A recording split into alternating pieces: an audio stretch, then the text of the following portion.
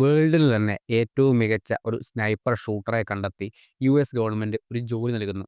വേറെ ഒന്നുമല്ല, highly protected ആയിട്ടുള്ള വളരെ സീക്രട്ടായി സൂക്ഷിക്കുന്ന ഒരു സ്പേസ്, ഒരു വലിയ ഗർത്തം. അതായത് റഡാറുകൾക്കോ മറ്റ് പല രാജ്യങ്ങൾക്കോ അറിയാനാകാത്ത വിധം ഇപ്പോഴും സൂക്ഷിക്കുന്ന ഒരു ഗർത്തത്തിൻ്റെ ഒരു കരയിൽ ഒരു വാച്ച് ടവറിൽ ഗാർഡായിട്ട് നിൽക്കുക 1 വർഷത്തേക്ക്.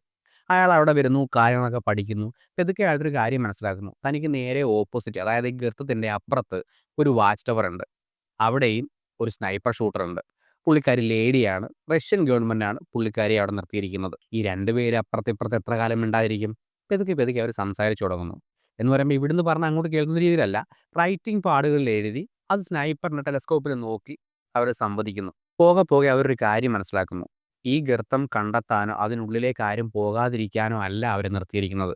അതിനുള്ളിലെ ജീവനുള്ള എന്തോ ഒരു ആപത്ത് പുറത്തേക്ക് വരാതിരിക്കാനായി അവരെ കാവൽ നിർത്തിയിരിക്കുകയാണ്.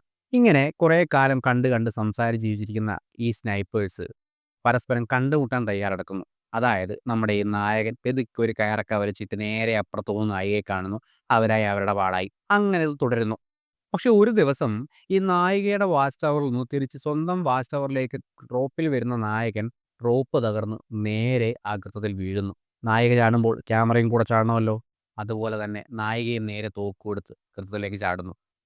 പിന്നീടുള്ള 1.5 മണിക്കൂർ ആ പടത്തിൻ്റെ മൂഡും കളറും ചേഞ്ച് ചെയ്യുന്നുണ്ട്.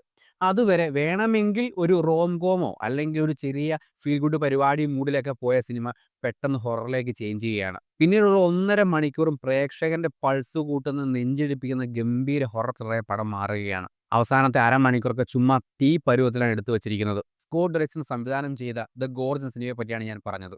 മൈൽസ് ടെല്ലർ, ആന്യ ടൈലർ ജോയ് എന്നിവർ പ്രധാന വേഷമെത്തുന്ന ഈ സിനിമ ഗംഭീര ഒരു ഹൊറർ ത്രില്ലറാണ്. ആപ്പിൾ TV+ൽ ഈ സിനിമ ഇപ്പോൾ ലഭ്യമാണ്.